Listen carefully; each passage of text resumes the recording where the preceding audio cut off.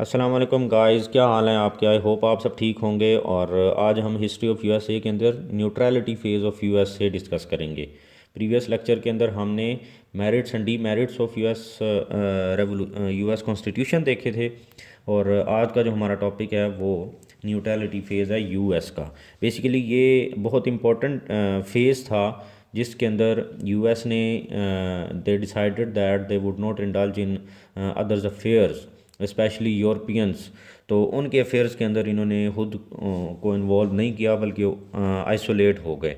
और रीज़न क्या थी कि they thought they are in developing phase. तो इसलिए इनको उधर हीट पे करने के बजाय इनको अपना जो अफेयर्स हैं उनको कंसीडर करना चाहिए। तो फिर हुआ ये कि आपको मैंने बताया था कि जब ये आज़ाद हुए 1776 के अंदर ब्रिटेन से, तो उस वक्त 1778 के अंदर फिर इनको फ्रांस ने रिकग्नाइज़ किया, पीस ट्रीटी की। फिर 79 के अंदर स्पेन ने किया और इसी तरह 83 के अंदर फिर ब्रिटेन ने भी इनको रिकग्नाइज़ कर लिया था।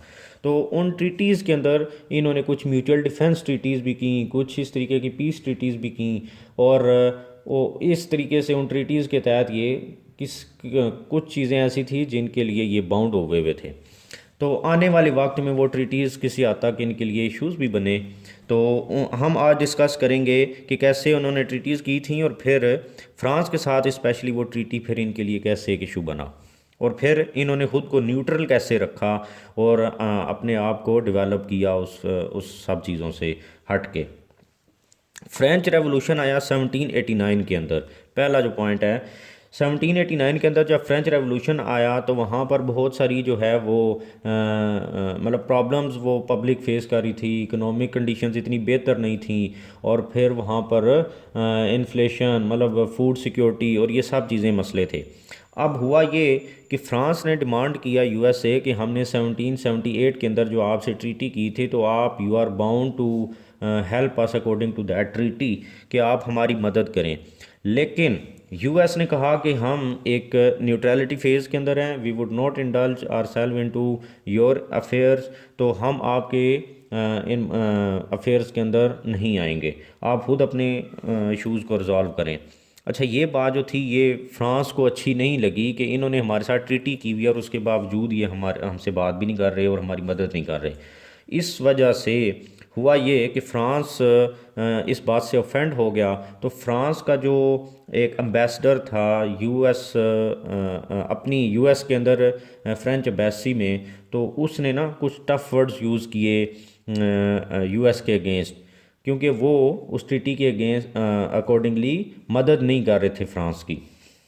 ये इसके जो एम्बेसडर जो था जिसका नाम था गैनेट, उसने जब टफ वर्ड्स यूज़ किए यूएस के अगेंस्ट, तो यूएस अथॉरिटीज़ को अच्छा नहीं लगा। उन्होंने उसको परसोना नॉन ग्रेटर डिक्लेयर करके उसको कहा कि you are asked to leave US in 24 hours. तो उसको लीव मतलब मजबूर कर दिया कि 24 घंटे में अमेरिका को छोड़ दे। तो ये चीज़ जो थी ये बेसिकली क्या थी, इसने फेंड कर दिया था किसी न किसी हद तक किसको, फ्रांस को। तो ये चीज़ जो है ना काफ़ी हद तक मसला बना फिर आगे जाकर, जिसको दूसरा पॉइंट जो है वो XYZ अफेयर्स में। तो अब फ्रेंच रेवोल्यूशन के उसमें आप इसकी डिटेल क्या लिखेंगे कि फ्रेंच रेवोल्यूशन आया, फ्रांस ने डिमांड किया यूएसए के वो ट्रीटी के अगेंस्ट ट्रीटी के अकॉर्डिंगली उनकी मदद करे, बट उन्होंने अपने आप को न्यूट्रल रखा और वो उनके अफेयर्स में नहीं गए। तो इस तरीके से उन्होंने अपने आप को आइसोलेट किया हुआ था बाकी अफेयर्स से। तो ये उनका न्यूट्रलिटी फेज़ था। Number 2, XYZ। और इसी के आफ्टर इफ़ेक्ट्स फिर इसमें भी हैं कि XYZ अफेयर्स हुआ ये कि जब फ्रांस की मदद नहीं की यूएस ने उनके मुश्किल वक्त में, ट्रीटी भी की हुई थी, तो हुआ ये कि यूएस के जो इंपोर्ट एक्सपोर्ट के लिए जो मर्चेंट शिप्स होते थे वो यूएस से यूरोप जाते थे। यूरोप में मतलब वो ब्रिटेन के लिए चीज़ें लेके जाते, वहाँ से लेके आते, इसी तरह मतलब ट्रेड के लिए। तो ब्रिटेन था, इसके अलावा जो बाकी एम्पायर्स थी वहाँ पर उनके लिए फ्रांस ने ये करना शुरू कर दिया कि उनके मर्चेंट शिप्स को अटैक करते थे वो फ्रेंच फोर्सेस जो थी। अब जब वो अटैक करते थे तो उनका ज़ाहिर है ये डायरेक्ट ह्यूमिलिएशन भी थी यूएस की, और उनके अगेंस्ट एक कन्फ्रंट्रेशन भी थी।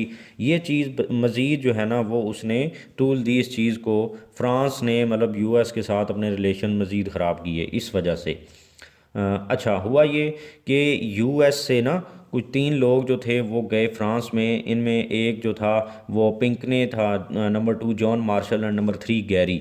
ये गए फ्रांस में और इनको अथॉरिटीज़ ने भेजा कि आप जाएं और उनके साथ कोई डील साइन करें कि आप हमारे शिप्स को क्यों अटैक करते हैं।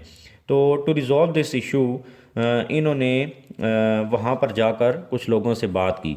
बट वहाँ पर जिन अथॉरिटीज़ को इनके साथ मिलना चाहिए था, यूएस के एम्बेसडर्स के साथ फ्रांस की अथॉरिटीज़ को, वो नहीं मिले। खुद उन्होंने कुछ अननोन बंदों को बिठा दिया इनके साथ बात करने के लिए। इवन उन्होंने अपना इंट्रोडक्शन भी नहीं कराया इनको।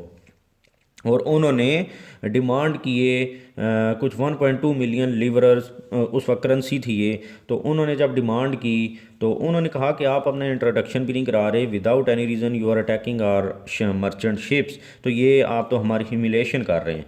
अच्छा, जब बात नहीं बनी तो यूएस के जो ये 3 लोग आए थे फ्रांस में ट्रीटी करने के लिए, ये वापस चले गए।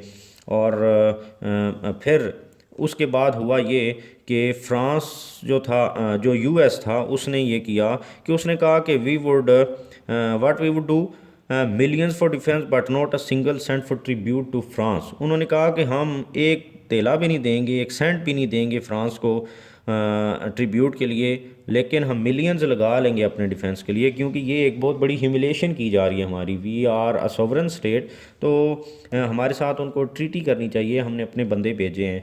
अच्छा, ये सारी चीज़ जो थी, अब देखें ये किस लिए की गई। पहले भी उनकी इंसल्ट हुई, लेकिन अगेन उन्होंने रिजॉल्व करने की कोशिश की, सिर्फ इसलिए कि वो नहीं चाहते थे कि कन्फ्रंटेशन करें, बट वो न्यूट्रल रहना चाह रहे थे। वो इस डेवलपिंग मोड में थे और वो उसी को कंटिन्यू करना चाह रहे थे। Number 3 JSTT। अब मज़ीद उन्होंने अपनी न्यूट्रलिटी कैसे मेंटेन की। उन्होंने जॉन जे को भेजा। जॉन जे जो थे वो एक सुप्रीम कोर्ट के जज थे। उन्होंने उनको ब्रिटेन भेजा और उन्होंने कहा कि आप उनके साथ न्यूट्रलिटी के लिए एक ट्रीटी करके आएँ। तो ब्रिटेन ने उस ट्रीटी को साइन कर लिया, जिससे उनके म्यूचुअल जो रिलेशन थे वो बेहतर हो गए, और उस ट्रीटी को कहा जाता है JSTT with Britain. Number 4 Pinckney treaty. Pinckney जो यहाँ पर भी भेजा गया था बंदा, इसको दोबारा भेजा गया किधर, स्पेन में। और स्पेन में उनको कहा गया कि फ्लोरिडा पोर्ट जो कि यहाँ पर एग्जिस्ट करती, ये ब्रिटेन था उस वक्त यहाँ पर, जहाँ पर 13 कॉलोनीज़ थी, और उसके बाद नीचे फ्लोरिडा पोर्ट थी, और ये लुइसियाना था। सॉरी, ये फ्लोरिडा नहीं है, ये लुइसियाना है। लुइसियाना जो था ये यहाँ पर लाई करता था। अब हुआ ये कि पिंकने को भेजा गया ब्रिटेन में। ये फ्लोरिडा पोर्ट जो थी ये सॉरी, ब्रिटेन ही भेजा गया, स्पेन में भेजा गया, क्योंकि फ्लोरिडा पोर्ट जो थी वो स्पेन के पास थी। तो पिंकने ने ट्रीटी साइन की स्पेन के साथ कि आप हमें फ्लोरिडा पोर्ट भी यूज़ करने दें, और हम एक न्यूट्रलिटी के लिए एक ट्रीटी आपसे करना चाहते हैं, और एज अ रिज़ल्ट क्या होगा, हमारे फेवरेबल रिलेशंस डेवलप हो जाएंगे। और इस कोशिश के रिज़ल्ट में क्या हुआ कि पिंक ने ट्रीटी साइन कर ली उन्होंने स्पेन के साथ। नंबर 5 लुइसियाना परचेज़ किया। अब लुइसियाना परचेज़ कैसे हुआ, ये एक बहुत बड़े मज़े की चीज़ है। हुआ ये कि नेपोलियन जब आया ना फ्रांस में, तो नेपोलियन ने आते साथ ही ब्रिटेन के साथ जो है वो जंग खोल दी। अब हुआ ये कि ब्रिटेन और फ्रांस जो थे वो बड़ी पावर्स थी वहाँ पर यूरोप में, ये आपस में कन्फ्रंटेशन कर रही थी। तो एक तरफ नेपोलियन ब्रिटेन के साथ जो था वो वार लड़ रहा था, और दूसरी तरफ उसने बहुत सारी जो है वो कंकर भी कर लिए थे एरिया, जैसे फ्लोरिडा जो स्पेन के पास थी ये भी उसने उनसे ले ली, फिर लुइसियाना जो कि फ्रांस के पास था, फिर ब्रिटेन के पास था, उसके बाद फिर ये उसने उनसे भी ले लिया। तो ये सारा का सारा एरिया जो है ना, ये किसके पास था, लुइसियाना भी फ्लोरिडा भी, ये सारा उसने नेपोलियन ने फ्रांस के अंडर कंट्रोल ले लिया। अच्छा, उसके अलावा वो क्योंकि ब्रिटेन के साथ लड़ाई लड़ रहा था, तो ब्रिटेन के भी बहुत सारे एरिया जो थे इसने अनेक्स कर लिए थे। अच्छा, हुआ ये कि 1801 में वो जो पहले जो पिंकने ट्रीटी की थी ना इसने, यूएस ने इसके साथ स्पेन के साथ फ्लोरिडा पोर्ट को यूज़ करने के लिए, वो तो क्योंकि एंड हो चुकी थी, क्योंकि उसके ऊपर कंट्रोल कर लिया था नेपोलियन ने, फ्रांस ने।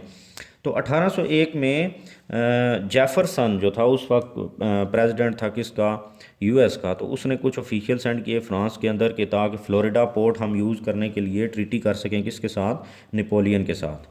अच्छा, हुआ ये कि 1802 में $10 मिलियन की ऑफ़र की जेफरसन ने, यूएस ने, किसको, नेपोलियन को, कि आप हमें ये यूज़ करने दें फ्लोरिडा पोर्ट और हम आपको $10 मिलियन देंगे। उसने कहा कि 1803 में उसने कहा कि आप $10 मिलियन ना दें बल्कि आप $15 मिलियन दें और आप ये सारा का सारा लुइसियाना हमसे ले लो। और लेकिन उसने ये काम किया, लुइसियाना $15 मिलियन में सारा का सारा दे दिया, जिसका ये रिज़ल्ट हुआ कि जेफरसन ने अमेंडमेंट करने के बजाय एग्जेक्टिव ऑर्डर जारी किया। और क्योंकि वो देर लग सकती थी तो ये ना हो कि इतनी देर में वो अपना फ़ैसला चेंज कर ले, तो उसने एग्जेक्टिव ऑर्डर के ज़रिए $15 मिलियन में सारा का सारा लुइसियाना से परचेज़ कर लिया। फ़्लोरिडा उसने वापस कर दी स्पेन को ही, क्योंकि फ़्लोरिडा उसने नेक्स्ट की थी स्पेन से, तो वो क्यों नहीं चाहता था कि वो एक ही टाइम में इधर से स्पेन के साथ अपने हालात ख़राब कर ले और दूसरी तरफ जहाँ पर वो ब्रिटेन से कन्फ्रंटेशन वो कर रहा है, तो इसलिए उसने दोबारा ये फ़्लोरिडा जो थी ये स्पेन को ही रिटर्न कर दी। तो इस तरीके से सर्कमस्टांसेस चेंज होते गए और न्यूट्रलिटी फ़ेज़ इन्होंने कंटिन्यू किया। इस न्यूट्रलिटी फ़ेज़ के अंदर उनकी इंडस्ट्री जो थी यूएस की वो फ्लरिश कर गई, वो इकनॉमिक उनकी पोजीशन जो थी वो बेहतर हो गई और इस तरीके से वो जो कि उनके पास इकनॉमिक रिसोर्स थे उन्होंने उनको मल्टीप्लाई कर लिया और वो इकनॉमिकली इंडिपेंडेंट होते गए। तो ये था उनका न्यूट्रलिटी फ़ेज़ जो कि बहुत ही इंपॉर्टेंट था। आई होप आपको समझ आ गई होगी और ये बहुत ही डीप लिंक है इसका। अब मैं अगले लेक्चर के अंदर वार ऑफ 1812 से जो 14 की वार थी वो हम डिस्कस करेंगे और उसका रिलेशन इसी लेक्चर के साथ है और स्पेशली इस पॉइंट के साथ है। तो आपने ये लेक्चर समझना है ताकि आपको अगला लेक्चर भी समझ आ सके। आई होप आपको समझ आ गई होगी। मेरे चैनल को भी सब्सक्राइब कर दें। Thank you very much.